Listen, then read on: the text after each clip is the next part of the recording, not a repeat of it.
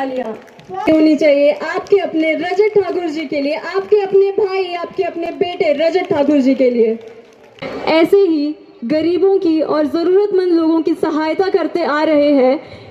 जोरदार तालियां हो जाए रजत ठाकुर जी के लिए और पायल वैद्य जी के लिए। जरूरतमंद लोगों की मदद कर रहे हैं, जोरदार तालियां हो जाए इनके लिए। नेक्स्ट है लेखराज ठाकुर, जिन्हें आशा ठाकुर जो हमारे उपरले कामां पर भी डॉट है।